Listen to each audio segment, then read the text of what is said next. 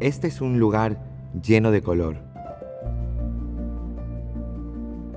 Este es un lugar lleno de luz.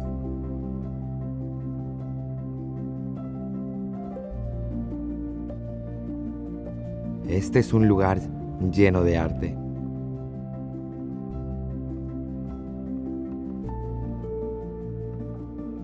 Un lugar creado a partir de miles de historias.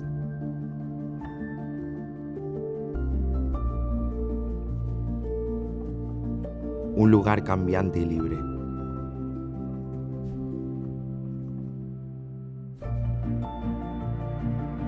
Un lugar famoso y a la misma vez desconocido.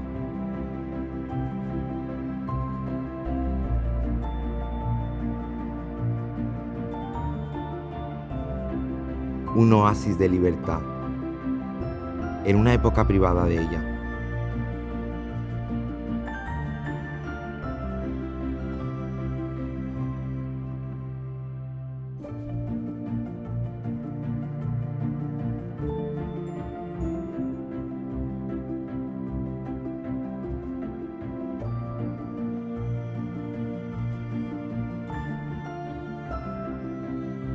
Un arco iris en blanco y negro.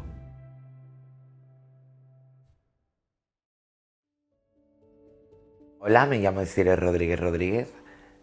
Soy natural de Palma de Mallorca, pero resido en Málaga. Soy actriz, soy drag, soy artista y soy una superviviente de la vida. Yo me hice mi transición, hablamos que yo comencé mi transición en el 91. En el 91 éramos enfermas mentales. No sabían detectarnos si éramos esquizofrénicas, estábamos locas o teníamos que ir a internarnos en un psiquiátrico, como me pasó en mi caso, 15 días en un psiquiátrico. La evolución mínima. Esto no evoluciona. Falta evolución. Falta que alguien pegue un zapatazo encima de una mesa y luche por nuestros mismos derechos. Yo lucho por vuestros derechos y lucharé por mis derechos como mujer. Soy independiente, soy feliz. A mí no me hace falta tener una cara bonita. No me hace falta tener un cuerpo bonito. Yo soy feliz, pero porque mi felicidad parte desde dentro. De nada me sirve ser una persona preciosa por fuera si por dentro estoy podrida. Entonces eso es lo que marca la diferencia en esta sociedad. Hay un dicho que dicen que antiguamente decían que el que tenía una mariquita dentro de la familia era una vergüenza. Ahora quien no tiene una marica dentro de una familia es glamurosa. Esas son las comparaciones de avance que hacemos a una sociedad que a día de hoy sigue marcando estigmas, poniendo etiquetas y haciendo que gente como yo o próximas generaciones suframos. Porque yo estoy cansada de ir por la calle y que alguien me mire mal. Estoy cansada que en el puesto laboral que yo tengo me pregunten si soy hombre o soy mujer. Te hacen sentir ridícula. Porque yo no te conozco y te digo, hola, ¿tienes pene o vagina? Creo que eso es absurdo, ¿no? Es obvio lo que hay y a veces no debemos de hacer daño porque no hace falta decir la verdad tan clara a una persona porque no sabes el daño que le puedes causar. Y creo que esta sociedad sigue sin estar preparada para hacernos felices. Pero no felices a las chicas trans, ni felices a un colectivo, sino para ser felices. Sobre mi transición, la verdad que fue como lento, pero sin pausa. Hoy en día, cuando me preguntan si realmente me sentía mujer desde que era pequeña y demás, pues yo soy de las pocas que puedo decir que no. Y ahí nos remontamos a cuando digo que vengo de una época de ignorancia, porque digamos que los niños hoy en día tienen tienen mucho más atención y sobre todo tienen más educación. Yo cuando era pequeña no recuerdo que decía quiero ser mujer, porque para mí eso era algo que no existía. Pero sí que lloraba porque no había nacido mujer. Luego, bueno, viene la época de que sí haces la comunión, de la adolescencia, en la cual tú empiezas a renegar y a reprimirte tus sentimientos porque no estaba bien, porque la sociedad te machacaba muchísimo. Entonces al final terminas escondiendo eso que luego con el tiempo termina despertándose. Creo que todo esto comenzó cuando en mi adolescencia empiezo a dedicarme a lo que era el canto, el baile, salir a discotecas gay. Yo empecé a salir a las discotecas gay sin haber salido del armario. O sea, para mí yo era artista, llegaba a la discoteca, pero yo no tenía nada que ver con ese colectivo. Hasta que al final, de tanto engañarme, obviamente que sale lo que realmente sientes. Yo he salido muchas veces del armario.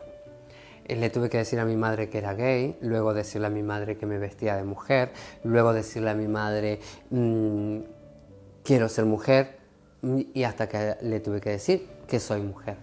Entonces todo lleva un proceso. Yo recuerdo que el primer momento en donde empecé a tomar mis hormonas y demás, yo decía que no, que el efecto que vaya a dar las hormonas, yo iba a estar contenta. Yo no me quería operar y quería estar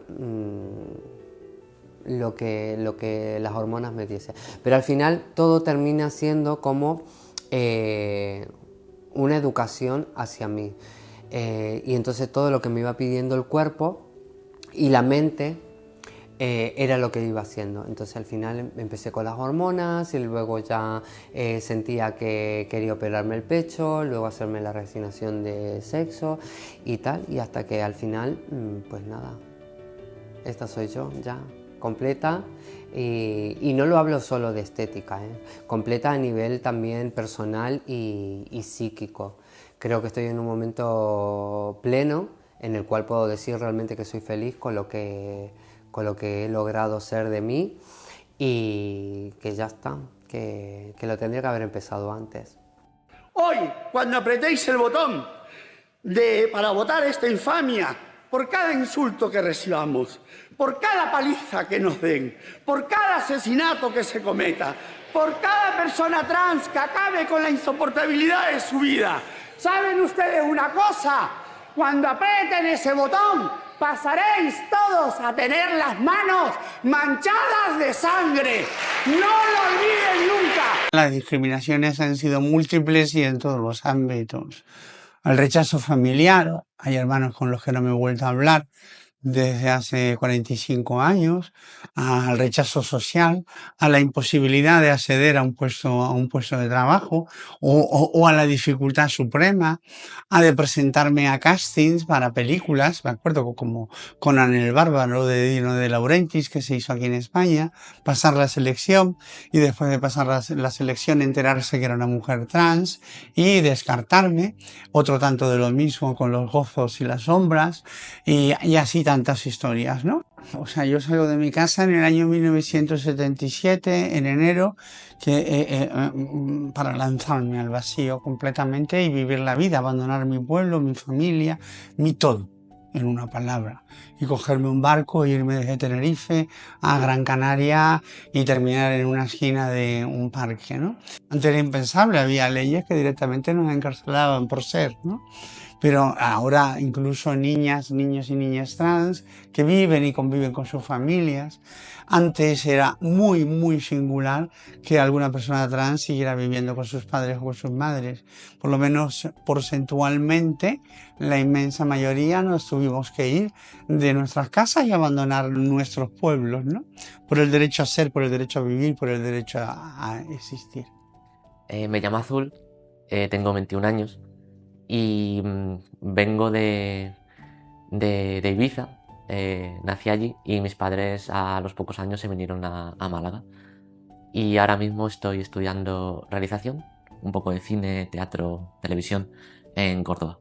Bueno, dentro de lo que cabe, dentro de lo que son más experiencias de gente trans, yo me considero afortunada porque nunca me he visto en la tesitura, por ejemplo, de que me echaran de casa o algo así, pero no ha sido fácil tampoco. Yo vivo en un pueblo de Málaga y yo sentía que si salía del huevo, que si vivía como yo quería, allí lo iba a pasar muy mal y me iba a morir prácticamente. Entonces viví un tiempo en silencio sin ser quien yo soy hasta que ya pude salir del pueblo e irme a estudiar a Málaga y allí ya empezar a ser quien yo soy. Y la verdad es que cuando salí, porque cuando salí aún, pues primero se lo dije a mis amigos y con mis amigos todo fue genial, fue muy natural. En cuanto les dije, oye, que no me llamo así, me llamo Azul, ya desde ese momento no me han llamado por otro nombre, pronombres femeninos siempre, y siempre que me ha pasado algo han estado ahí para defenderme. O sea, he tenido mucho apoyo por parte de mis amigos. Y luego por parte de mi familia fue complicado porque yo salí, estábamos comiendo y les dije que si me seguirían queriendo si fuera una chica. Entonces ahí esa pregunta les pilló un poco desconcertados y ya luego les expliqué un poco mejor. Y bueno, mi padre se tiró una semana sin hablarme prácticamente del shock que le dio y mi madre como que intentaba entender, no lo entendía, pero intentaba que las cosas en casa no fueran una catástrofe. Pero eso cambió. No sé, una conversación que tuvieron, se ve que mi madre, aunque quería que todo estuviera bien, es la que menos lo entendía. Y pues dijo unas cosas a mi padre, pues que se ve que no le gustaron, y mi padre ya tomó la decisión de que prefiere tenerme como hija que a perderme. Entonces, desde ese momento, mi padre ahora mismo es un pilar en mi vida. O sea, le quiero muchísimo. Yo no estaría aquí haciendo, o sea, existiendo prácticamente si no fuera por él. Porque siempre me ha permitido desde ese momento ser como soy. Siempre ha estado a mi lado, acompañándome a todos los pasos que he tenido en mi transición. Ha estado él. Y la verdad es que ha sido un gran apoyo. Soy mamá de 3 hijos, hijas, hijes, y eso, y el primero que tuve tiene 23 años, un chico, Enrique. Después está Jaime, que tiene 16, y después está Gabriela, que tiene 15. Me llamo Gabriela Garrido, tengo 15 años, soy de Málaga. Estoy estudiando interpretación ante la cámara y teatro en la sala, llevo 2 años. Me considero una persona respetuosa, amable, soy muy creativa, me gusta crear nuevas cosas y soy también muy sensible. Yo hice como toda la transición cuando ya era muy pequeña. Fue muy complicado porque el primer obstáculo era yo, conmigo misma. Yo lo pasé realmente mal. Cuando yo lo veía, pero no quería, miraba por otro lado. Quizás por esa moral judio-cristiana, ese machismo imperante que yo he vivido y he mamado también. Entonces asociaba la transexualidad a eso, la noche, la gente en la calle. Yo no quería eso para mi hija. Entonces, con ella fue la que me dio la herramienta para reeducarme, abolir todos los prejuicios que tenía y tirar para adelante. Estuve un mes sin dormir, nada, y fue un viaje a Sevilla, donde en contacto con otra madre que salió en un programa en televisión,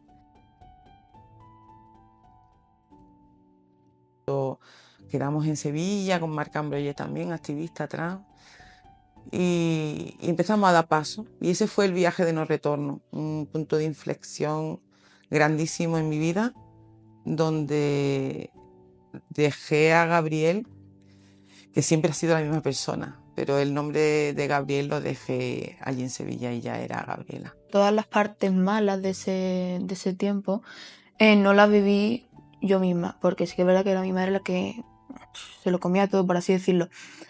Entonces yo lo recuerdo que en verdad la transición que yo hice fue nada más que en el colegio, porque en mi casa siempre se me aceptó tal y como fui. Entonces fue en el colegio cuando ya me cambié que vestí de niña y me acuerdo de cuando me ponía nerviosa porque yo que sé, estaban pasando listas y digo que digan Gabriela, que digan Gabriela, que digan Gabriela. Ahora mismo conmigo yo me siento súper bien desde hace ya mucho tiempo porque me acepto tal y como soy, me quiero mucho y también entiendo que hay diferentes tipos de personas, de personas, de cuerpos, etcétera. Y con las personas a mi alrededor me siento súper bien porque desde un principio yo llevo muy claro cómo soy, lo que soy y sinceramente me quito de golpe todas las personas que no me quieran o que no me respeten. Entonces con las personas de mi alrededor súper bien. De los menores no se hablaba y a raíz de salir el caso de mi hija con otros 2 niños más, pero el de mi hija fue muy mediático, muy morboso para la gente. Entonces, como era morboso, pues tenías audiencias. Y yo lo que hacía era aprovechar esas audiencias para visibilizar, porque lo que no se visibiliza no existe. Y lo que no existe no se generan recursos ni derechos. Entonces, pues seguí la lucha, constituimos 4 familias. La primera asociación de familias de menores trans que hay en España, que ahora es pionera y muy puntera. Y después ya, pues nada, también después de mucho activismo, de conseguir también su DNI con su nombre sentido, con su género, pues ahora lo que hago es acompañar a otros chavales y chavalas que no tengan la misma suerte que tuvo mi hija y que son echados de casa o que intentan suicidarse.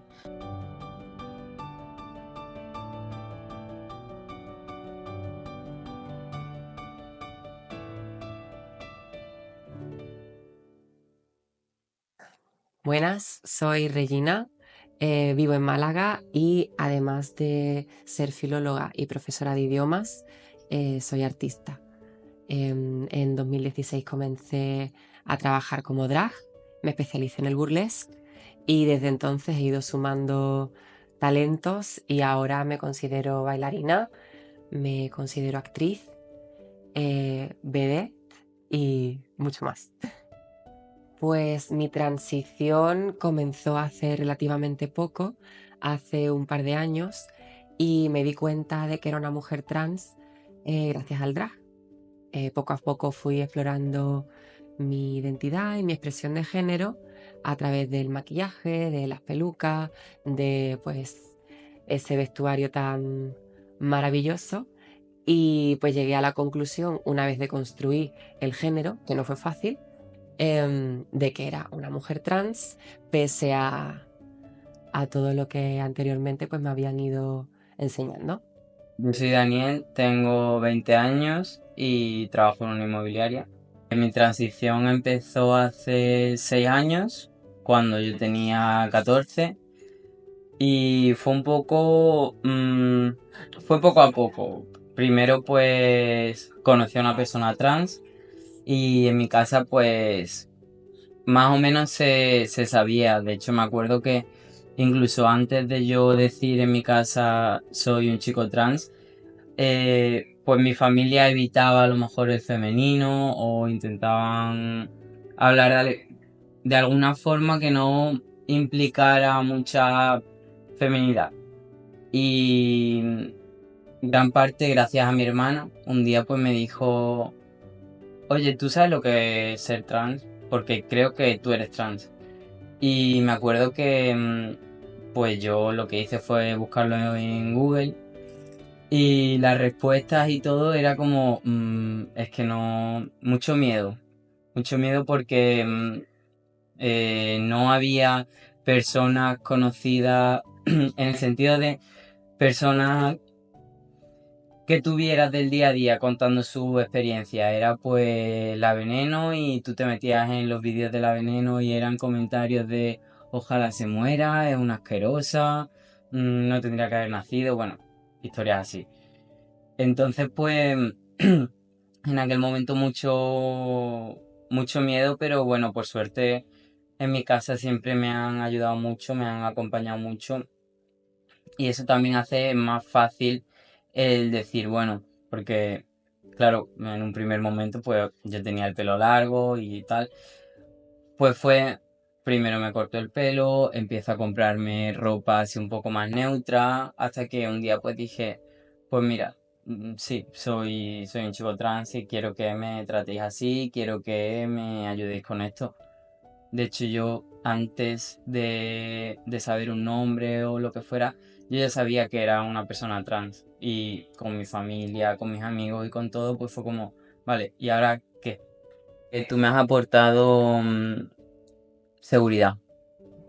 Porque, bueno, es verdad que siempre te meten muchas cosas en la cabeza. A mí personalmente, pues me han metido mucho en la cabeza cosas como si tuvieras pene serías el hombre perfecto, Ujú. lo único que te falta es tener pene y cosas así. A mí me ha pasado lo mismo. Y bueno, el estar contigo ha sido como seguridad y creo que tú misma te has dado cuenta que poco a poco ha sido como, pues al principio me costaba mucho ducharme y que tú estuvieras al lado y Ujú, ahora no tengo ningún problema o ujú. cosas así. Creo que en ese sentido mucha seguridad. Pero también creo que me has aportado mucha tranquilidad. Es como que me has dado una visión distinta de la vida y una visión distinta de lo que yo quiero en mi vida. Y bueno, al final todos los días me haces crecer y todos los días me doy cuenta que es aquí y que es contigo y no sé, es como que no dejamos de aprender juntos y eso es muy bonito. Sí que lo es.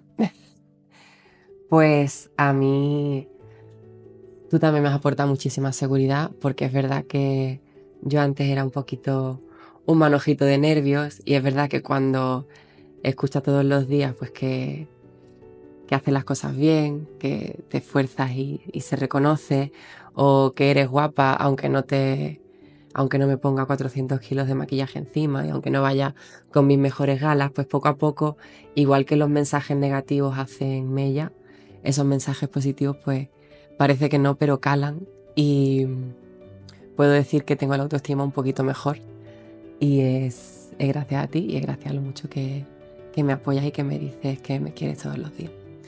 Y además siento que antes mi vida era un poquito más, no sé, más caótica y tú has puesto un poquito de orden. Me has ayudado a encontrar un objetivo y me has ayudado a saber qué camino quiero seguir, pese a que ese camino pues, pueda ramificarse en muchas otras cosas. Al final, muchas veces, pues, es realmente un problema ser trans. Y Sí. en mi caso, o quizá en el tuyo no tanto, porque somos dos personas que somos en cierto sentido muy normativas, pero cuanto más fuera estás de la norma, más complicado es estar en Torremolinos. Porque realmente, o tú o yo, llegamos a Torremolinos y es eso. No quieren pues acostarse con nosotros, o por lo general no quieren. Pero sí es como te celebro mucho que seas trans y te Exacto. celebro lo guapa que estás o lo guapo que estoy yo. Pero para una persona que tome quizá las mismas decisiones que nosotros, pues no hormonarme o no hacerme esta operación y aparezca por ahí, pues al final es como, ay nena, pero no te vas a poner maquillaje o Exacto. no te quieres poner un poquito de pecho aunque sea o uff, ¿y por qué no ¿haces algo para que tengas la cara más femenina? ¿O qué vas a hacer con la entradita que tienes? ¿Te vas a poner pelo? Y me parece muy duro. Yo dentro de también del mundo trans y tal, también hay veces que he sentido rechazo de, ay, es que tú eres muy normativo, es que mira cómo te vistes, es que, bueno, pues comentarios de, mira al hetero, ay, no te acerques, mira al hetero. O, mira cómo ya se está dejando la barba, mira tal, me han llegado a decir machirulo, que bueno, creo que que no, que todo menos eso, pero bueno, creo que muchas veces como que por ser trans ya me tengo que pintar las uñas, tengo que ponerme el pelo azul o rosa o de cualquier color y tengo que hacer ciertas cosas cuando es lo que hemos hablado. Me parece perfecto que una persona trans pues decida no hacer, pues no hormonarse o no operarse o lo que sea, pero si yo he decidido hacerlo y es una decisión totalmente consciente, pues al final creo que también se tiene que respetar porque a lo mejor mi diversidad no está en pintarme las uñas o en acostarme con hombres o en ponerme el pelo rosa. Y mi diversidad pues está en pues no quitarme el útero, no quitarme los ovarios y si algún día decido gestar a mis hijos, pues gestarlo. Claro. Es que yo creo que, si me permites la observación, haces más por los hombres trans que esos que se ponen a dar gritos y se pintan las uñas, que me parece genial y que hay que dar gritos y que hay que pintarse las uñas si te apetece pintártelas. Pero es horrible cuestionar las decisiones de nadie cuando quizá esa persona, en este caso tú, vayas a llegar a más gente y vayas a abrirle los ojos a, no sé, a mucha gente de diario cuando te vean por la calle embarazado o cuando vayas a dar a luz a un hospital. Te aseguro que cuando vayas a dar a luz a un hospital, todo el hospital va a ir a verte. Ya lo hemos vivido. Sí. Todo el hospital va a ir a verte. Entonces estás haciendo muchísimo más por toda esa plantilla de ese hospital que lo que puede hacer cualquier muchacho que justamente ha decidido extirparse el útero, que al final es intentar entrar en la heteronormatividad y... yo qué sé. O incluso, aunque nunca llegara a gestar mis hijos, el hecho de tener la regla, el hecho de ir a comprar unos tampones, de llevar una compresa, pues también creo que hacen. Claro, que nos dejen vivir nuestra diversidad a nuestra manera.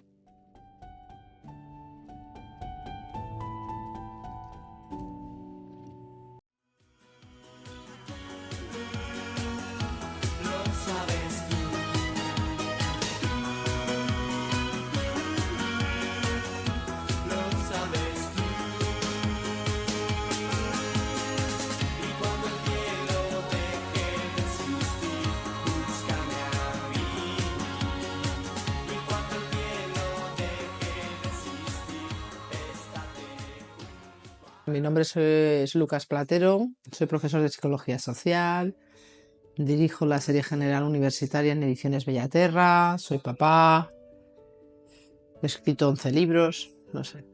Bueno, yo creo que ha habido mucha más visibilidad de lo gay, un poquito de lo lésbico y que otras identidades y otras expresiones de género han estado más en un lugar secundario.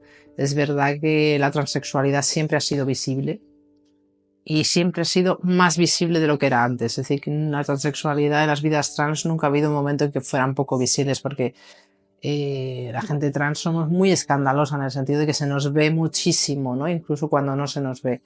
Yo creo que tenemos un legado de gente que ahora podríamos llamar no binaria o transgresora de género y todo un legado de travestismo, de espacios de la noche, de personas que han tenido un lugar en la cultura. Estoy pensando mucho en Vivi Andersen, pero también en otras personas que han estado en el paralelo, en otros sitios, ¿no? Donde creo que se han producido, ¿no? Muchas, no sé, se han vivido muchas cosas, ¿no? Que también conforman quienes somos ahora. Y cuando la gente dice que la transexualidad es mucho más visible ahora, yo me sumo un poco a lo que dice Susan Stryker. Yo creo que la transexualidad siempre ha sido más visible y más visible y más visible porque generamos atención, generamos cierta atracción, generamos bastante odio, pero generamos también como una afinidad, como una ganas de saber, ¿no? Como a veces también un erotismo, ¿no? Una curiosidad. Y ahora mismo la gente joven le interesa muchísimo lo trans. Yo creo que podría decir mucho más que nunca, pero igual dentro de 10 años es mucho más todavía. Entonces, en ese sentido, yo creo que la estela de lo trans y su interés es siempre a más. Unos tabús muy intensos que nos hacen no concebir incluso las realidades de algunas personas, ¿no? Cuando a la gente joven les dicen, tú eres demasiado joven para saber, y entonces con eso les silencian, ¿no? Y tú, eso del no binarismo, eso es una chorrada que te has inventado tú esta mañana, o que eres bisexual, o que eres pansexual. Es decir, cuando a la gente tú le niegas la mera voz de poder enunciar cómo se siente, ¿no? Y entender que mucha gente joven necesita sus propias palabras para hablar de sus realidades, y que quizás las palabras que utilizamos las personas adultas para hablar sobre nuestras realidades no les funcionan, es un buen ejemplo, ¿no? Bueno, yo creo que la gente necesitamos a veces vivir en espacios que son un poco tranquilos, en el sentido de que no tengas que estar explicando todo el rato quién eres y por qué estás ahí. Y funciona con algunos barrios. Estoy pensando en Lavapiés, que genera cierta comodidad, o por lo menos lo hacía en el pasado, ¿no? De sensación como de pertenencia, de no tener que estar, como decía antes, explicando quién eres, ¿no? Y tener cierta sensación de red de apoyo. Y también yo creo que es muy útil para generar algo que es la cultura gay o la cultura LGTB. Yo creo que ahí los exponentes claramente, Sitges, Torremolinos, Chueca, hacen esto, ¿no? Da una cara visible que quizás para alguien como yo, que vive en una gran ciudad, no es muy importante, pero para alguien que quizás necesita hacer algún tipo de éxodo, ¿no? Y alguna vez he entrevistado chavales que me dicen, es que yo en mi pueblo, Leganés, Fuenlabrada, Rivas, soy heterosexual, me monto en el metro y en 35 minutos soy súper gay. Es decir, que la necesidad de tener un lugar al que ir, donde de alguna manera salir del armario y ser tú, aunque sea un tú acentuado, ¿no? Por esa necesidad de cambiar de lugar para ser otra persona, para otras personas puede ser muy importante, ¿no? Y puede funcionar también como en tu mente, ¿no? Como un horizonte, cómo sería tu vida si pudieras estar fuera del armario. Y creo que esos lugares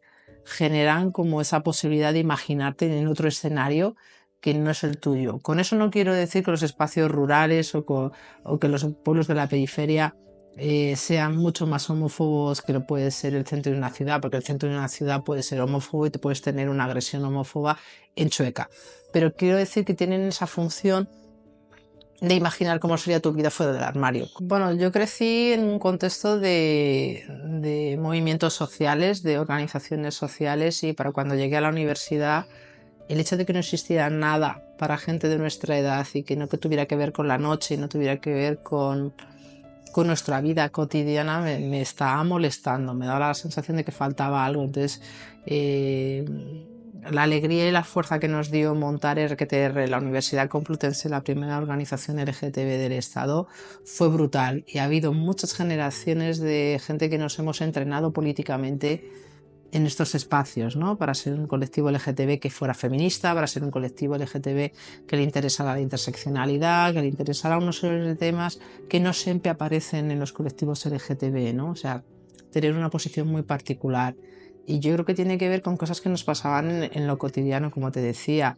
En mi caso, mis padres son personas con discapacidad, he vivido una transición, pero para otras personas era venir de un pueblo pequeño para estudiar en la Complutense. Para otras personas era enamorarse por primera vez, sentir que lo suyo era el poliamor. Es decir, que a mucha gente le pasan muchas cosas distintas, donde el nexo de unión es sentir que las normas te oprimen y que ese momento de crecimiento tan brutal que son los años universitarios son un crecimiento emocional, son un crecimiento social, ¿no? Del vínculo que tengo con otras personas, ¿no?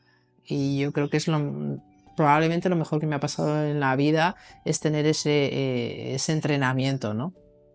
Mira, yo soy una persona visible. Creo que ser una persona visible como parte de lo LGTBQ pagas un precio importante, y también soy visible siendo consciente de que esto es un privilegio porque puedo hacerlo. Yo soy funcionario, ahora estoy en excedencia, trabajo en una universidad pública y sé que mi visibilidad es un privilegio en comparación de la gente que no ha podido tener esa visibilidad. Pero sé que esa visibilidad es importante para mis estudiantes. Y además porque investigo también sobre estos mismos temas. Y hay mucha gente que se acerca a mí y me dice, me está pasando esto, ¿cómo me podrías ayudar? Me gustaría investigar este tema y me encuentro algunas dificultades. Es decir, que cuando tú eres una persona visible, la gente acude a ti para hacer cosas, para contarse sus problemas, para ver cómo solucionarlos. Es decir, que hay una función muy importante de esa visibilidad, porque de alguna manera aunas, ¿no? O puedes facilitar cosas. Y sobre todo lo que sucede es que en mis clases los temas de género y sexualidad salen siempre. Incluso cuando si yo no saco el tema, porque yo estoy, el alumnado sí saca el tema. Es decir, que muchos profes me dicen, es que tú a tus clases apunta a toda la gente LGTB. Digo, ¿qué va? Pues si la gente hace una matrícula genérica y les toco yo, ¿cómo les podías tocar tú? Lo que pasa es que a mí sí me lo cuentan y a ti no. Es decir, que de alguna manera parecemos un poco más de fiar para hablar de algunas cosas cuando te pasan a ti, ¿no? En la reflexión y la interpretación sobre la identidad sexual me llevó, porque yo entonces era profesor de antropología de la sexualidad, me llevó a un tema apasionante, o por lo menos que a mí me apasionó en su día, que era la transexualidad. Es decir, que yo descubrí la posibilidad de identidades que llevaban una cierta complejidad. Que podían producir elementos incluso que en algún momento podrían parecer disonantes, pero que para mí no lo eran, evidentemente. ¿Qué ocurre? Pues que estamos viendo también familias que son de distintas nacionalidades, distintas religiones, distintas lenguas, que tienen niños que han nacido en sitios distintos. Esta era la diversidad familiar. Y si nosotros entramos dentro de cómo funcionan las últimas décadas, yo me encontré con que en las últimas décadas existía y se había dado una explosión radical, absolutamente radical, de identidades sexuales. Es decir, eso de que existe un sistema binario y que la humanidad, el hombre, la persona humana se distingue entre hombre y mujer, era pura falacia, era una gran mentira. Y de golpe aparecen pues todos los colectivos homosexuales, tanto gays como lesbianas, como bisexuales. ¿Por qué? Pues porque el paradigma de la heterosexualidad también había terminado. Es decir, ya no existía una fundamentación biológica de la heterosexualidad como algo normal. Aparecen colectivos, por ejemplo, de personas sexuales, que parece que son algo extrañísimo, y sin embargo existen, están ahí. Existen personas transexuales y tienen además todos los derechos, pero son tratados como no humanos, o por lo menos como por debajo de lo humano, ¿no? Existen personas intersexuales que pierden todos sus derechos. Bueno, la idea es prácticamente personas que no son ni hombre ni mujer. Entonces, claro, la idea era dar cuenta de esto, hacer una interpretación, un ensayo filosófico, antropológico sobre nuestras identidades, las nuestras, la de todos, que no son simples, que son complejas.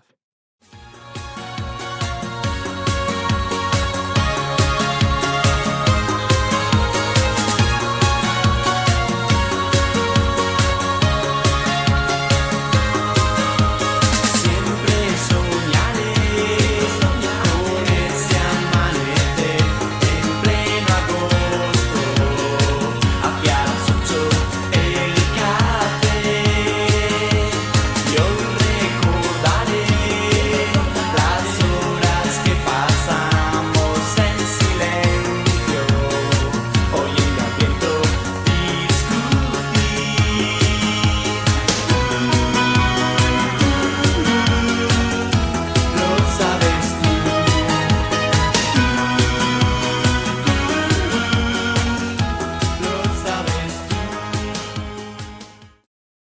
Que desde el año 1977 que yo salgo, o sea, me tropiezo de bruces completamente en una sociedad absolutamente intolerante, nada permisiva, donde al fin, al cabo estamos en manos de la policía, de las fuerzas del orden, de las palizas en comisaría, de reventarte a hostias y decirte, "Ay, ahora denúnciame, maricón", ¿no? O de recibir la democracia, que siempre lo he dicho, que fue en junio del 77, ya fuera de mi casa, con una soberana paliza en la comisaría de la calle Ripoche de Las Palmas de Gran Canaria, ¿no? Y dice, ya tenéis democracia, maricones. Siempre digo, joder, que la democracia empieza a hostia limpia, ¿cómo va a terminar la democracia? Torremolinos fue uno de los primeros espacios de permisividad que hubo en España y que concretamente lo hubo durante el régimen de Franco, que se suponía que tenía que velar por la decencia moral de los españoles, y en esa decencia no estaba incluida la homosexualidad, claro. Entonces, Torremolinos, como destino turístico de buena parte de la Europa democrática, pues se consolida como un espacio de permisividad. Torremolinos era un canto como a la libertad, era una cosa completamente distinta, diferente. En otras ciudades te veía a lo mejor, podía ver que tu forma de comportarte o tu manera de reunirte con amigos que fueran gays también, se veía como una cosa más de observar y de mirar, y allí sin embargo nadie miraba a nadie, te sentías con una libertad absoluta, te sentías pues todo como natural, como muy normal, y en esa sencillez de lo normal y de lo natural había pues una diferencia brutal a nivel anímico, porque era estupendo que nadie le llamaras la atención como tú ibas vestido, o como tú te reunías o te expresabas. Esto siguió funcionando con la figura del escándalo público. El escándalo público era una figura punitiva que también nos afectó directamente a las personas LGTBI, concretamente a las personas trans, que era quien atentase contra la moral o las buenas costumbres. Y desde ahí ya te puedes imaginar que entrábamos de lleno en ese paquete. Por lo tanto, el mero hecho de transitar por las calles, si un policía te quería detener, te detenía por escándalo público, porque tu existencia, tu imagen, ya era un atentado contra la moral y contra las buenas costumbres. Había un sitio en Málaga donde se iba, donde era el pasaje Begoña, a dónde, pues no sé, nosotros llegamos, había muchos sitios, planta arriba, planta baja, un bar, otro bar. Nunca fui consciente de dónde fui porque tenía 16 años. Yo lo que quería allí era sentirme libre, ¿no? Era un trocito donde cualquier persona podía llegar y sentirse libre. Yo conocer Torremolinos lo conocí antes de conocerlo. Yo sabía la existencia de Torremolinos. ¿Quién no sabía la existencia en este país de Torremolinos? Que era la meca del turismo gay, que decían por aquella época, ¿no? Y siempre estaba aquella referencia de que había sido un paraíso durante la dictadura donde se podía ser libremente, aunque luego pasó lo que pasó y sucedió lo que sucedió. Bueno, yo conocí como residente en Torremolinos los acontecimientos, creo que fueron del año 72, en el pasaje de Begoña, donde, bueno, por un lado se produjo una redada de la policía, todavía franquista, alentada por un escándalo del obispo de Málaga, enterado de que había actitudes de homosexualismo, que se decían, ¿no?, en Torremolinos, y que entonces había inflamado a la policía. Y entonces se produjo una redada multitudinaria de miles de personas que acabó teniendo que liberarlos a todos, primero porque no tenían espacio suficiente en el cuartelillo para todos los, creo que fueron 2000 detenciones las que hubo, y en segundo lugar porque entre esos detenidos había muchísimos extranjeros y el gobernador civil de Málaga tenía la orden de no tocar a los turistas, sino todo lo contrario. Entonces, el acontecimiento sí tuvo una lectura inicial de una represión hacia los gays. En el fondo, al ser liberados todos esos que habían sido detenidos, al final fue un triunfo.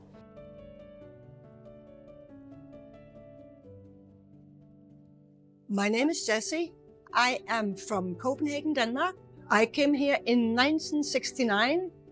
I was just 17, so it was a very good time, and we came a lot here in La Bourgogne because it was fun, and there was a lot of life, nice people, and most of our European friends, they came to, especially to Tony's bar, because it was a nice place to be. The people you met, they were of all sexualities, and we just accepted each other, and we just had a good time. There was no discussion like, oh, what are you, or what are you, or who are you for? No, it was just, as I was brought up, just very normal, that we are all human beings. Doesn't matter who you love and who you don't love. It was, I found out later, it was on a Thursday evening in 24th of June, 71. And as usual, we were down at Tony's bar, and we were a lot of friends that night, I remember. And suddenly we just heard screaming and shouting, and through the music, we thought, what is going on?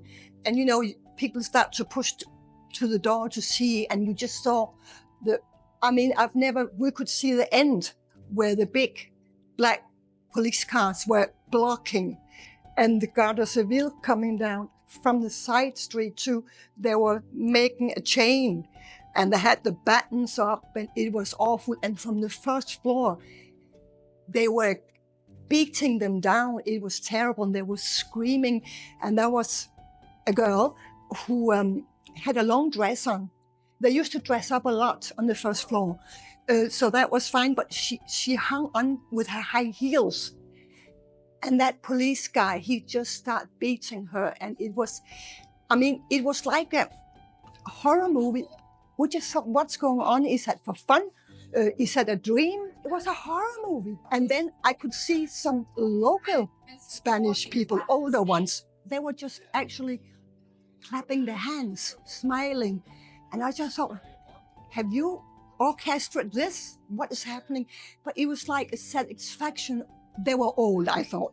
I don't know exactly how old they were, but to me, they were very old. They were smiling like, finally, someone is closing down these places. It was a nightmare, yeah. But you didn't realize when it happened because you never expected this kind of things to happen. Everybody was very quiet and everybody was frightened. And we were sitting, I think it must have been after that, with some of my Danish friends, just an early evening, having a coffee or whatever. And then one of our friends, who I think he was from Holland, if I remember right, he came running and he squeezed down between us girls and said to my other friend, said, just pretend we're in love. And of course we were quick, and we was just, and she was like, oh yeah, yeah. And then two guys, but they had no police clothes on, nothing, but they were walking around checking, and they had apparently been after him because they knew he was gay. So they wanted to catch him, do something, I don't know, we never found out. But after a while, they left because we just pretended to be one big happy group, and he had a girlfriend. So, but it was difficult times afterwards.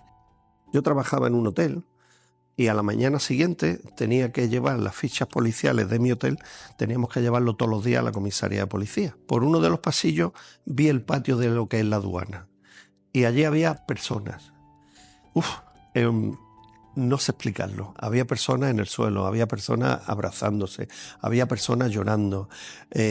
Lo que yo sentí en aquel momento cuando pasé por allí, muchas personas, no sé si era, me da igual, muchas personas y tristeza. Yo sentí que allí había tristeza. Los sucesos del pasaje de Begoña es conveniente no olvidar para recordar, y recordar para no volver a repetir. Yo tengo una versión de lo sucedido en el pasaje de Begoña. No fue casualidad, porque digamos que antes del año 71 todo aquello, como ya sabemos, era un paraíso donde en plena dictadura se permitían cosas que no se permitían en el resto de España, donde estaban en vigor leyes antes del 70, la de vagos y maleantes, y después del 70, ojo, curioso, justamente en 1970 entra en vigor la Ley de Peligrosidad y Rehabilitación Social.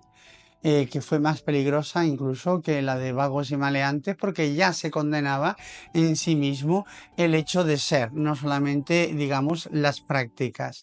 Qué casualidad, yo creo que no es una casualidad, que entra en vigor 1970 peligrosidad y rehabilitación social, 1971 se produce la gran redada allí en Torremolinos. Por lo tanto, no creo que sea casual, sino que ya se empezó a aplicar de forma feroz aquella normativa que estuvo en vigor hasta el año 79 y donde muchas personas LGTBI fuimos a las cárceles, ¿no? Como los campos de concentración de Tefía, Fuerteventura, el penal de Badajoz y otros tantos. Para que mi generación de ahora pueda andar, yo he tenido que correr, llorar, comer de la basura, tener una vida patética, en una infancia horrorosa.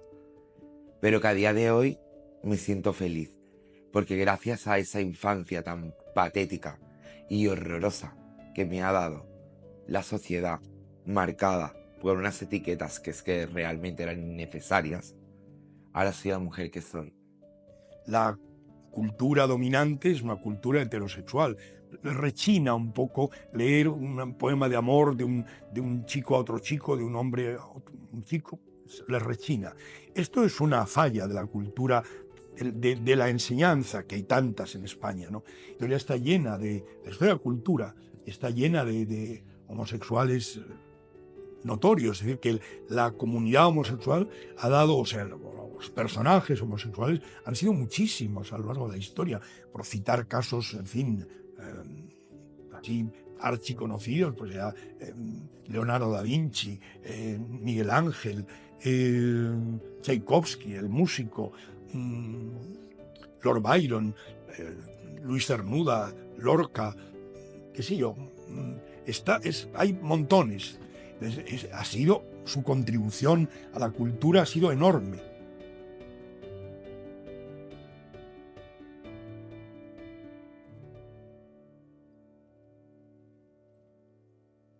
Los representantes de la modernidad musical que trajo la nueva ola, los iconos eran claramente gays. O sea, aunque por supuesto eran iconos musicales que eran perfectamente degustados por heteros como yo. O sea, mis ídolos de pequeños, ¿quiénes eran?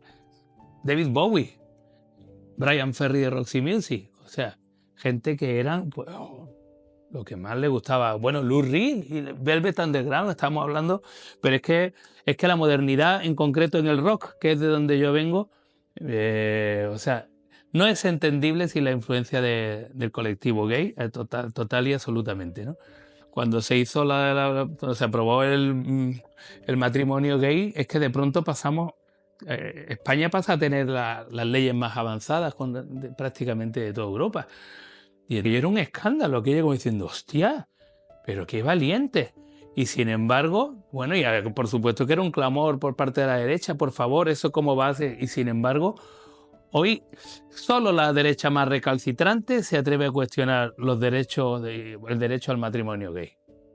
O sea, eso es un avance espectacular.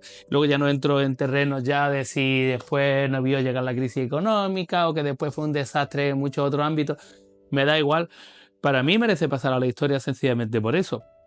Creo que ha contribuido muchísimo a normar la situación del colectivo. Muchísimo. Pero todavía queda mucho por pelear, eso sí que es cierto. Sobre todo ahora que avanza la homofobia por un partido de 3 letras que se llama VOX, digámoslo claramente. Todas esas ideas anti-gays que vienen desde los padres de la Iglesia, es decir, desde el siglo II, tercero, de la era cristiana, pues no se pueden abolir en 50 años. Es decir, 17 siglos, que son 1700 años, no se pueden borrar con 50. Hombre, yo era una persona creyente y hoy en día no lo soy. He pensado incluso en apostatar. Y yo pensaba que si Cristo realmente estuviera aquí, estaría al lado de mi hija. Porque Dios no quiere gente igual. El príncipe de ojos azules, como decía, de la comparsa del futuro. O sea, tiene que haber diversidad. Pero ahora están saliendo que realmente a mí lo que más me preocupa es un grupo de mujeres que está en contra de las propias mujeres. Mujeres trans. Las mujeres trans son mujeres. Independientemente de lo que haya entre las piernas. La mujer, la identidad está aquí, no lo que tenga entre las piernas. Yo lo único que le daba, pues, un tiempecito al lado de una mujer trans. Todas esas feministas que dicen ser feministas, que si realmente lo fueran, no harían daño, porque hay que ponerse los zapatos de ellas, sobre todo de ellas, porque el colectivo trans de chicos queda un poco más invisible, pero yo los pondría en los zapatos de mi hija, de Isabel, de Desi, de Ana, de María, de Alba. En esos zapatos los pondría yo. Y que vivieran esos dolores de barriga que le dan a mi hija por las noches, y las jaquecas, y el incremento de peso, y la menopausia precoz, y el desgaste de huesos. Todo, ¿para qué? Para pasar invisible dentro de esta mirada prejuiciosa que tenemos en la sociedad.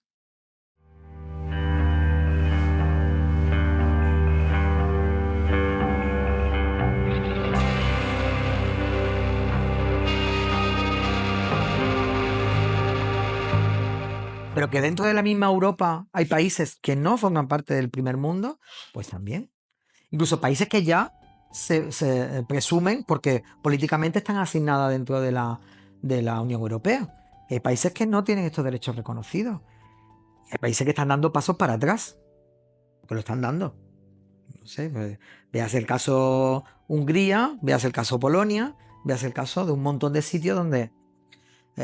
bueno, Turquía mismo también, es decir, y además y ten en cuenta otra cosa, que no solamente el concepto Europa, sino el concepto Mediterráneo. O sea, hay lugares todavía donde, por desgracia, que la religión está tan dentro del mundo político, dentro de esos países, en los que ya no se trata de una religión u otra, sino que las religiones, por lo general, algunas de ellas, de forma totalmente fundamentalista, totalmente radical, persigue el colectivo LGTBIQ+, y eso está dentro de la cuenca del Mediterráneo. Eso es muy peligroso, porque entonces si lo que estamos yendo es hacia la involución, ahí empiezan los problemas. No porque nos vayan a quitar la ley que tenemos aquí, que eso es una cosa que tendremos que debatir a nivel nacional, sino porque el entorno o el rumbo no es un rumbo de señores de Hungría y señores de Polonia, o legislan para proteger a las personas, o van a tener problemas, sino que el rumbo es el contrario. Es... Oye, que estamos pasándonos con la gente LGTBI, que le estamos dando demasiados derechos, vamos a frenar un poco, ¿no? Para mí lo importante es hacia dónde va la corriente. Porque al final, si la corriente es positiva, la evolución será positiva. Más lento de lo que queremos, vale. Pero como la corriente sea negativa, ojo con eso, muchísimo cuidado. Creo que los derechos que tenemos no están consolidados. Falta mucho para consolidarlos y hay que seguir luchando por ellos.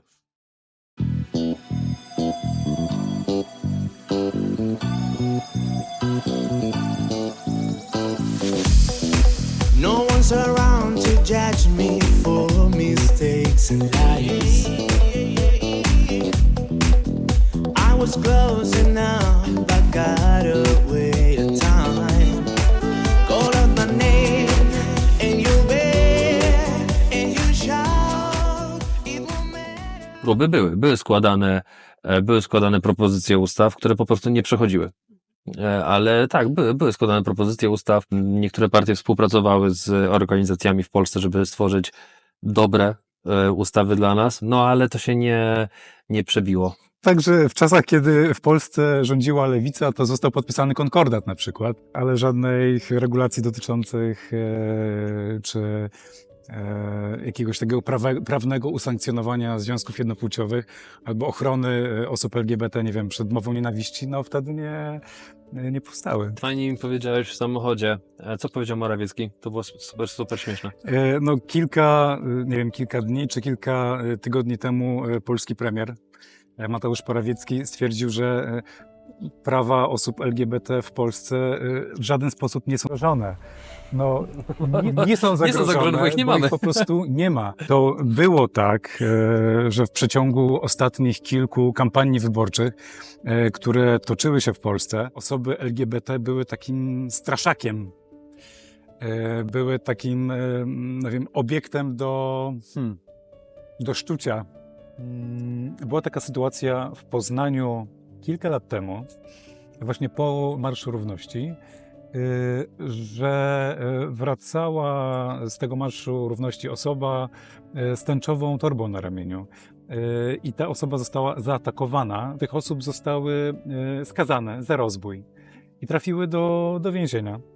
Dostały najniższą z możliwych kar. Kilka dni temu polski minister sprawiedliwości Zbigniew Ziobro podniósł ten temat. Stwierdził, że te osoby zostały skazane. Tam była jedna dziewczyna, która zaatakowała tą osobę. Stwierdził, że jest to polska patriotka, która broniła polskich wartości. Dlatego próbowała wyrwać tą tęczową torbę komuś. Dlatego używała przemocy wobec kogoś. Więc polska patriotka nie zasługuje na to, żeby być w więzieniu. No w tym momencie decyzją ministra jest zwolniona z odbywania kary i prezydent pochyla się nad tym, żeby ją ułaskawić. No to jest jakby ewidentne przyzwolenie na fizyczną przemoc wobec osób queerowych, wobec osób nieheteronormatywnych. To chyba jakoś nie odstaje też od reszty kraju. Rzeczywiście jest tak, że ta akceptacja dla związku dwóch kobiet jest nieco większa niż dla związku dwóch mężczyzn. I to absolutnie wynika z kultury patriarchalnej. Wydaje mi się, że nie obcej w Hiszpanii chociażby, tak, czy innym krajom zachodniej Europy. Więc tak, na pewno dwie kobiety, które trzymają się za ręce na ulicy w Warszawie, jakby mają nieco, że tak powiem, większe szanse przejść niepokojone. Natomiast rzeczywiście ja praktycznie nie spotykam dwóch mężczyzn trzymających się za ręce. Nawet w najbardziej liberalnych dzielnicach stolicy, tak? Czyli naszego miasta Warszawy. I tutaj mam takie wspaniałe wspomnienie z kolei z Hiszpanii, gdzie widziałam wielokrotnie w metrze, na ulicy, w restauracji, w muzeum dwóch mężczyzn trzymało się za rękę i to było dla mnie zawsze wow. Chciałabym, żeby moi koledzy mogli tak funkcjonować w naszym kraju. Ataki się na pewno nasiliły w ostatnich latach, dlatego że przykład płynie z góry, tak? Rządzący pozwalają sobie na bardzo ostrą, homofobiczną, transfobiczną retorykę i za tym zawsze jakieś rzesze ludzi podążą.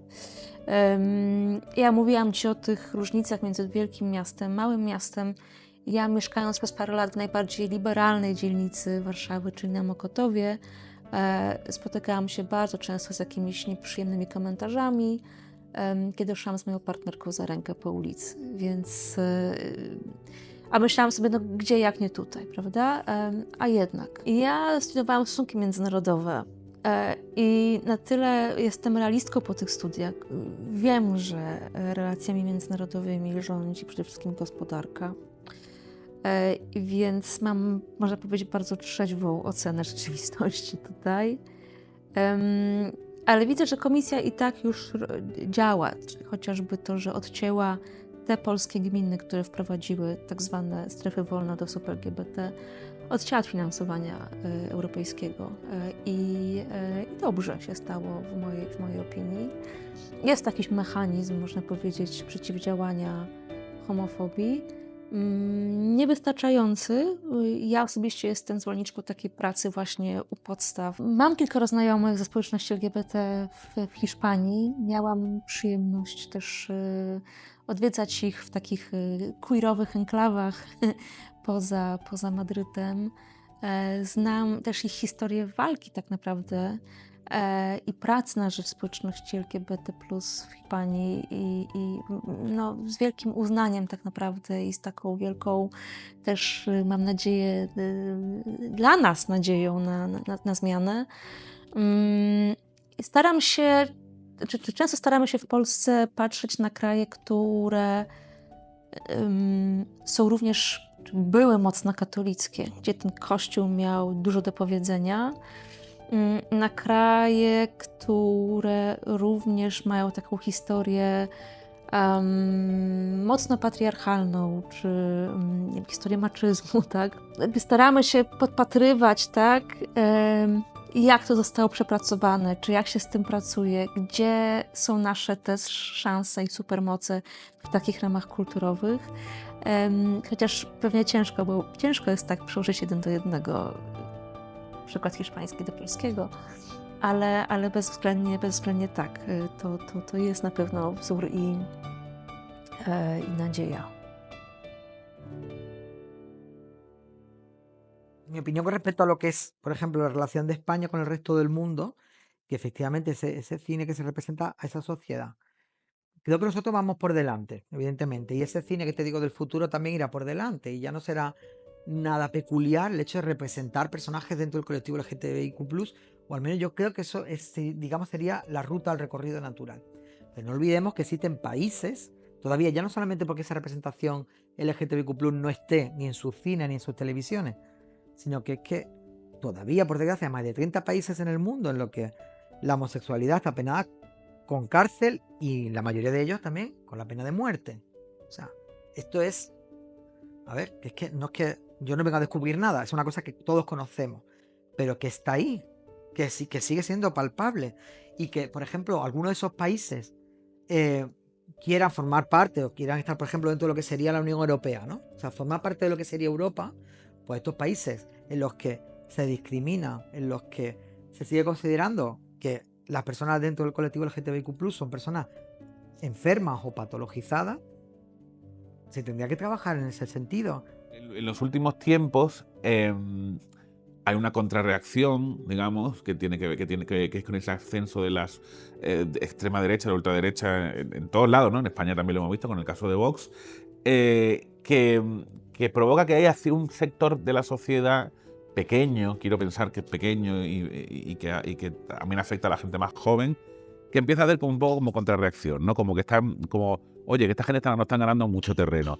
A ver, el colectivo LGTBIQ+, en los medios de comunicación, en el cine, pero en general en los medios de comunicación, han estado siempre representados de una forma, sobre todo, muy estereotipada.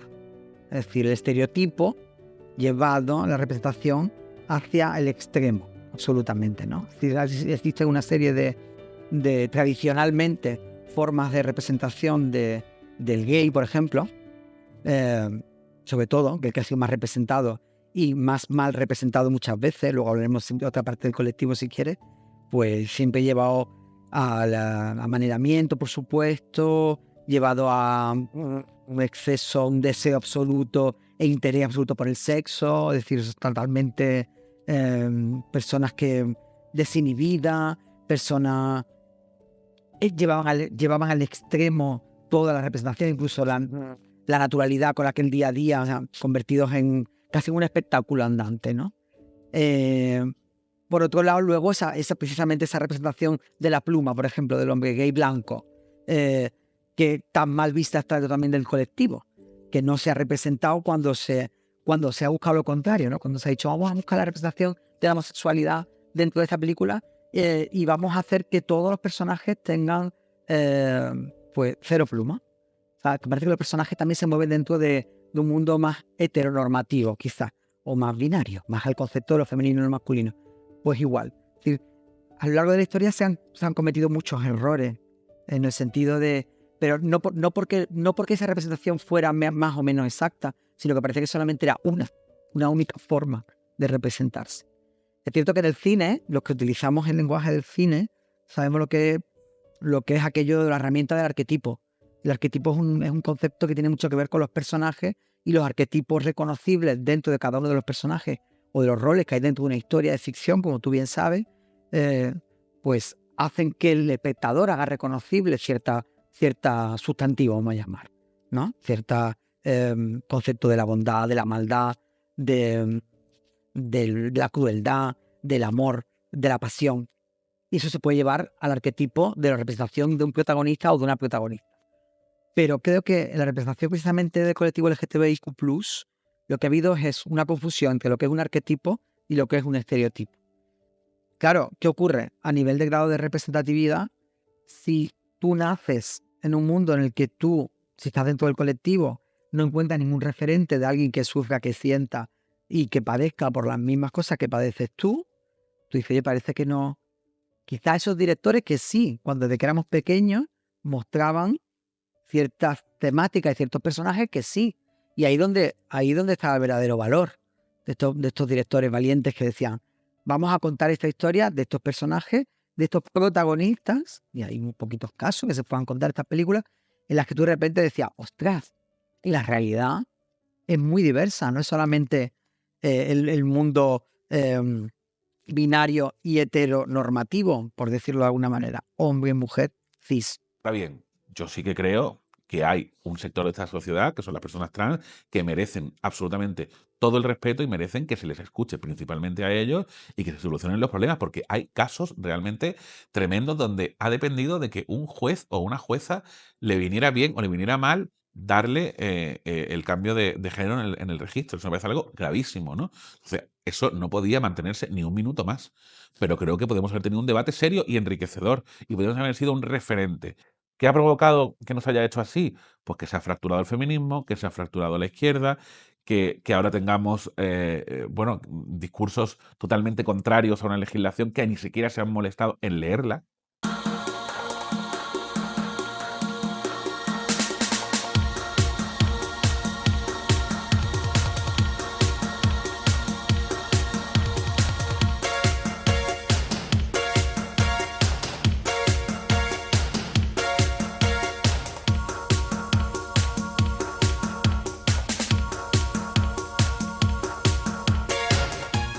Pues mira, yo empecé en el drag casualmente en el 2018. Anteriormente salí bailando como bailarina de unas drag, de unas compañeras mías, y no entendía por qué no habían chicas en el mundo drag, cuando el arte no entiende de sexo. Y a partir de ahí decidí iniciarme porque me apasionaba, o sea, es un mundo que me apasiona, es un mundo de color, es un mundo que te deja llevar más allá tu manera de ser, a lo mejor partes barreras o derrumbas muros con tus fantasías, reivindicando. Y empecé en el drag por ese motivo, porque no entendía por qué una mujer biológica o trans siempre tenía que estar en la sombra, ¿no? En la sombra de ser siempre una bailarina, ¿por qué no ser una protagonista? Para mí el drag es una forma de vida, es arte, es una manera de expresar quizás un distinto arte, es pasión. Para mí el drag, cuando hablamos de transformismo, ha supuesto conocerme a mí misma, porque yo no sabía que era una mujer trans hasta que comencé a actuar y hasta que comencé a probar con el maquillaje, con distintas prendas a las que me ponía normalmente y demás. Y el drag, o lo que vemos en las galas drag, em, para mí ha supuesto empoderarme de esa mujer de, de la que yo apenas hablaba y de la mujer que me daba cuenta que yo era. Y gracias a Desi, pues he tenido como una mamá trans. Y, y eso, y me he empoderado mucho de mí misma. Yo creo que nadie es consciente de las muchas horas que requiere em, el drag, pero nadie. Ni tu jefe cuando te está pagando, ni a la gente a la que tú le cuentas que actúas por las noches o por el día o por donde sea, a la gente a la que le cuentas que actúas.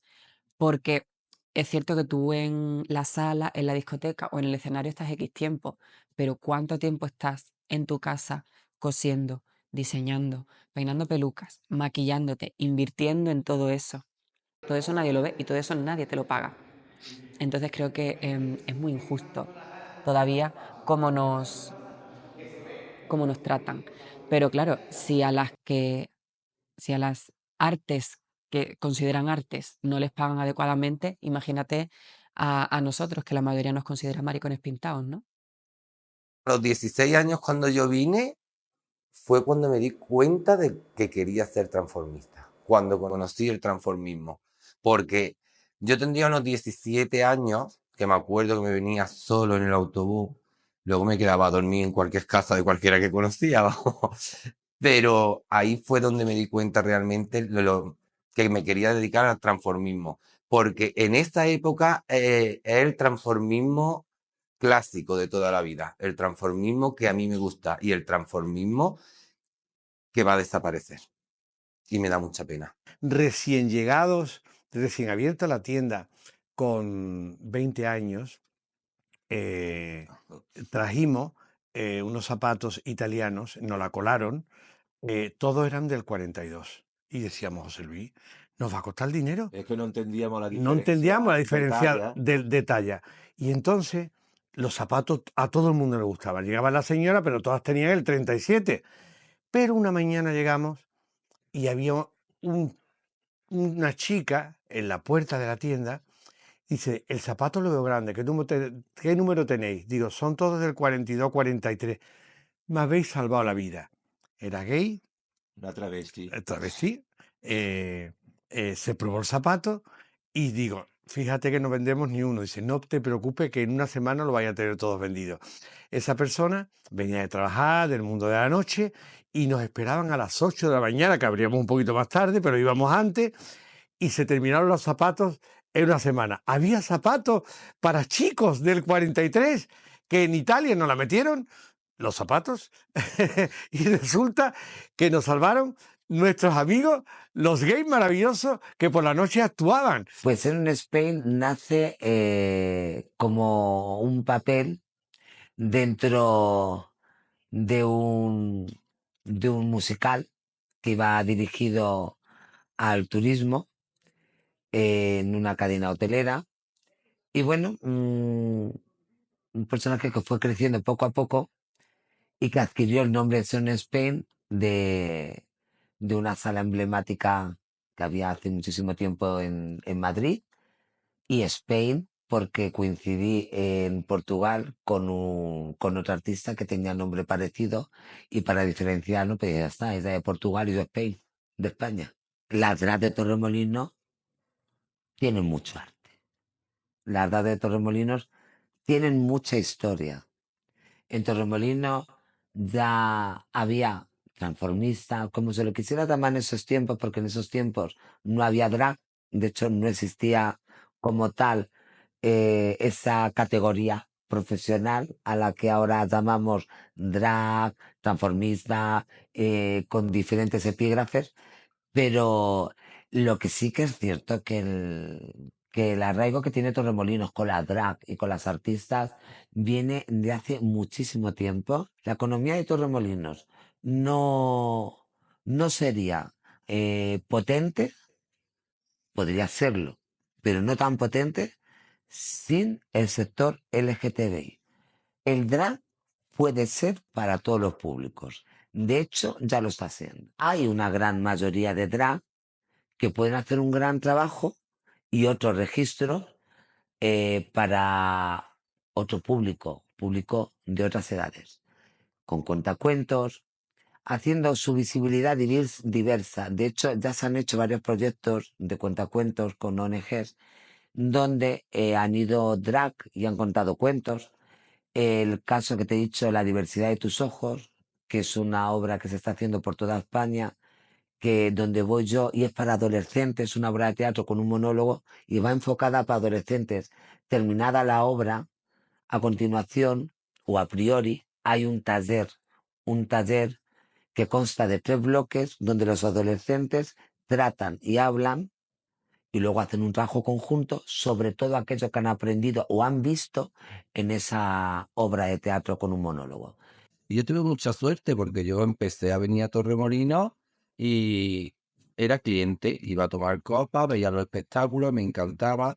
Y la casualidad de la vida, pues de que para este fin de semana faltaba artista y a mí que ya me conocían porque iba muy a menudo, me dijeron, oye, ¿tú quieres venirte mañana y actuar? Claro, yo me quedé un poco como, pero yo cómo voy a actuar si yo no tengo nada, ni que sí, que tú vales para esto. Prepárate 3 canciones que me acuerdo que era Paulina Rubio, Chenoa y Merche. Que nosotras te maquillamos, te dejamos peluca y tú no te preocupes. Pues nada, pues eso hice, me preparé las 3 canciones, mi madre me hizo 3 modelitos y ahí empecé. Hasta hoy.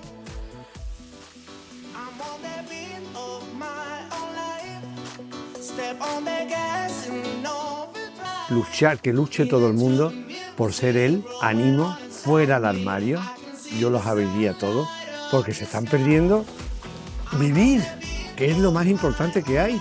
Señores, que no haya armarios, ser vosotros mismos, hablar claro. Hombre, que tenemos que colgar ropa. Pero sí, se colgan en barra. Es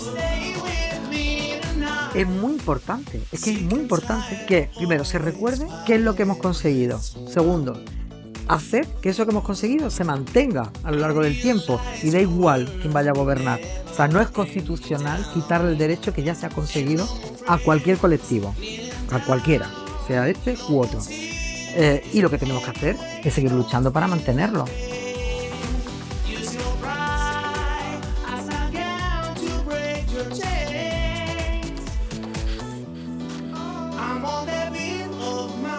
Pues que dejen escuchar a su corazón. Creo que lo bonito de esto, de la transición y de este recorrido que tú cambias para lograrlo, lo mejor es escucharse a uno mismo. No renuncie jamás a sus sueños.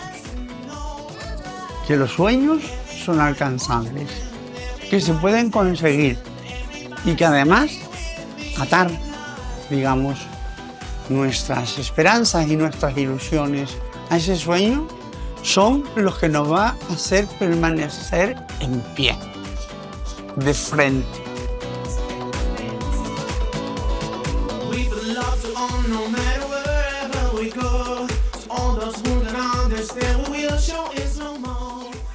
El artista nace o se hace. El artista nace, te lo aseguro. Gritéis al mundo que sois diversos, que sois iguales todos, que vais a luchar por los mismos derechos y que ahí fuera no hay nadie ni nada más que vosotros.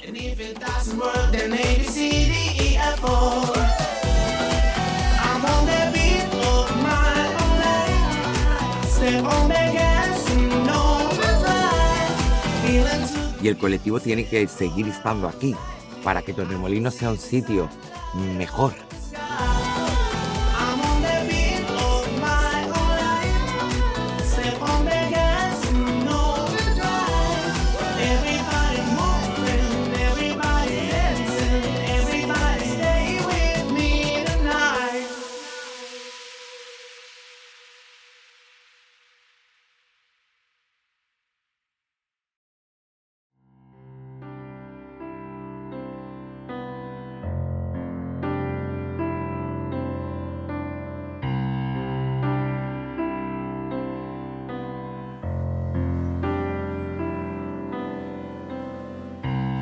I don't know if I return. I don't know how long I'll take. I don't know if I'll see your eyes, but let me show you your deepest pain. I don't know if your heart is crying. Oh, but I feel you in with all my mind.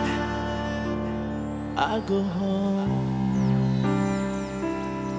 come look home.